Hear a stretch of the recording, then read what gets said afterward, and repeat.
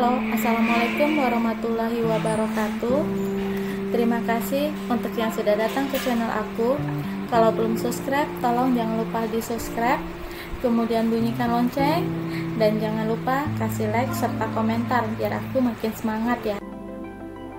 Penantian dalam Cinta, episode 199, Membujuk Nina.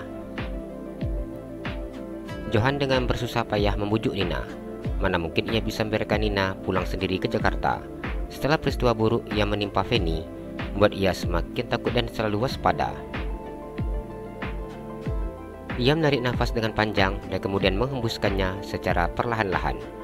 Johan seakan-akan kehilangan cara untuk bujuk calon istrinya agar memperbolehkannya untuk mengantar sampai ke rumah. Pikirannya tidak tenang. Apa yang terjadi dengan Feni menjadi sebuah penyesalan dan membuatnya selalu waspada seperti ini. Ia berjalan di samping Nina dengan kerasa kursuk enggak jelas.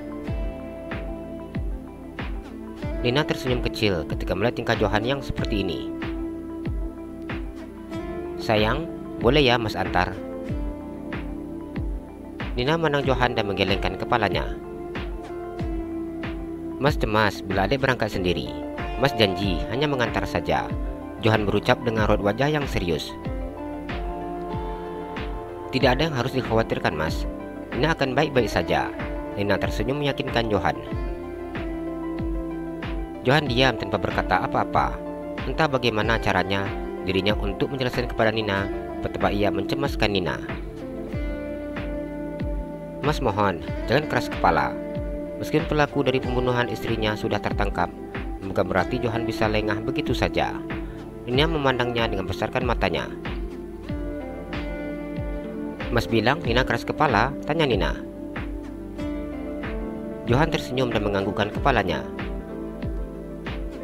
"Kalau tidak keras kepala, apa namanya?" diusapnya kepala Nina. Nina diam ketika mendengar ucapan Johan. Dirinya betul sangat mengenali seperti apa sifat dan karakter calon suaminya, hingga Nina merasa cemas bila nanti Johan bertindak yang tidak semestinya.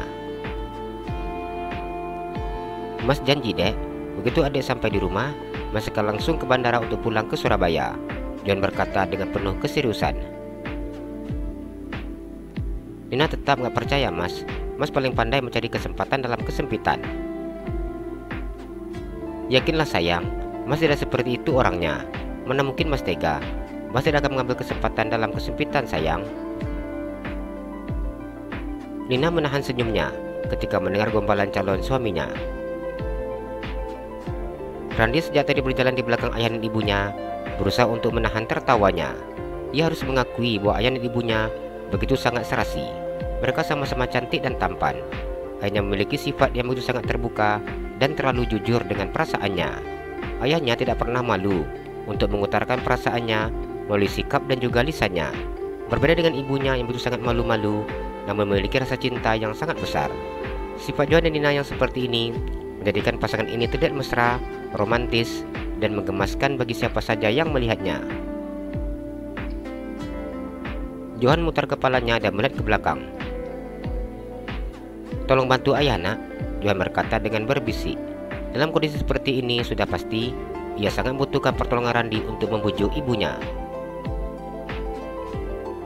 Randi sedang memandang layar ponselnya, mengangkat kepala dan melihat ayahnya serta ibunya. "Bantu nak," Johan kembali berbisik. Randi hanya diam sambil mengangkat bahunya. "Disesuaikan dong nak dengan situasi," Johan bicara dengan suara yang kecil. Johan mengajak Randi untuk bernegosiasi agar putranya tidak mengganggunya ketika bersama dengan Nina. Randi juga tidak boleh ikut-ikutan saat ia berbicara dengan Nina, karena kesepakatan yang sudah dibuatnya membuat Johan menyesal sendiri. Nina tersenyum dengan mendengar ucapan Johan. "Mas antar Nina sampai di bandara saja, sudah cukup," Nina berkata ketika keluar dari pintu rumah yang terbuka lebar. Nina tersenyum dan meyakinkan Johan bahwa dirinya akan baik-baik saja. "Mengertilah dek, Mas cemas," Johan berkata dengan wajah yang penuh permohonan. Pikirannya tidak tenang, rasa takut dan cemas selalu menghantuinya. Dibukakannya pintu mobil dan mempersilakan Nina untuk masuk ke dalam mobil. Johan memberikan tas travel bag milik Nina kepada supirnya dan kemudian duduk di kursi bagian penumpang bersama dengan Nina. Sedangkan Randy duduk di samping kemudi supir.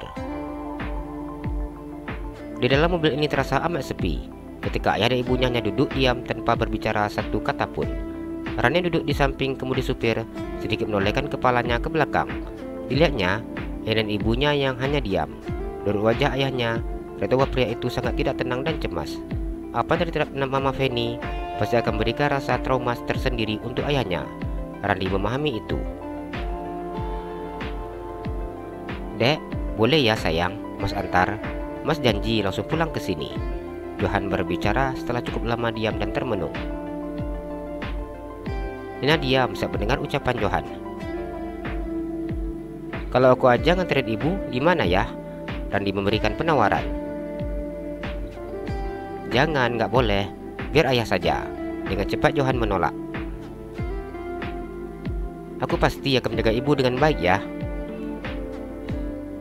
"Kamu sudah ada janji dengan klien yang kemarin ayah kenalkan." Johan berusaha menghalangi putranya agar dirinya lah yang mengantarkan calon istrinya kembali ke Jakarta. "Untuk berjumpa dengan klien, bisa ayah yang gantikan." Randy tersenyum. "Tidak boleh seperti itu. Sebagai seorang pebisnis, kita harus tepati janji dengan klien kita." Johan memiliki perusahaan yang bergerak di bidang properti yang fokusnya membangun pusat perbelanjaan dan perkantoran. Perusahaan ini menjadi pelopor pembangunan superblok di Indonesia, sebuah konsep yang memadukan hunian, mal, kantor, dan hotel. Perusahaannya bukan hanya mengambil proyek di Surabaya saja, namun juga di beberapa provinsi besar di Indonesia. Randy tersenyum kecil ketika mendengar ucapan ayahnya. "Benar kata ibu, ayah selalu mencari kesempatan dalam kesempitan." Randy menolak ayahnya dengan menggeleng-gelengkan kepalanya. "Macam kamu tidak saja." Saat ini Johan dan Randy sama-sama berusaha membujuk Nina untuk mau pulang diantar ke Jakarta. Randy akan memanfaatkan kesempatan ini untuk berjumpa dengan calon istrinya, sedangkan Johan akan memanfaatkan kesempatan ini untuk menunjukkan ketulusan cintanya serta menenangkan hati dan pikirannya bila Nina sudah sampai di tujuan. Nina hanya diam ketika mendengar perdebatan suami dan juga anaknya.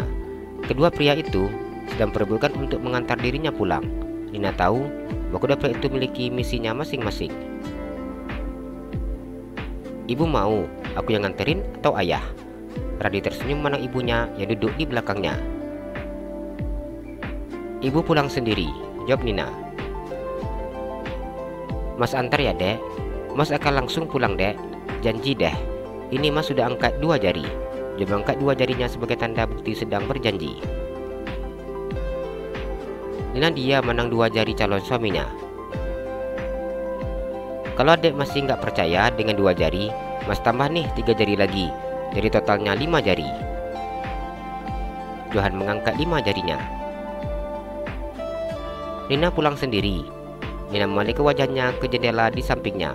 Melihat sikap Johan yang seperti ini, membuat dirinya merasa senang dan sangat dicintai. Mobil yang dikemudikan oleh supir pribadi Johan berhenti di parkiran bandara. "Sudah sampai pak," ucap pria yang berusia sekitar 35 tahun tersebut. Johan semakin frustasi. Hingga sampai di bandara seperti ini, dirinya belum bisa membujuk Nina untuk mau diantarnya pulang.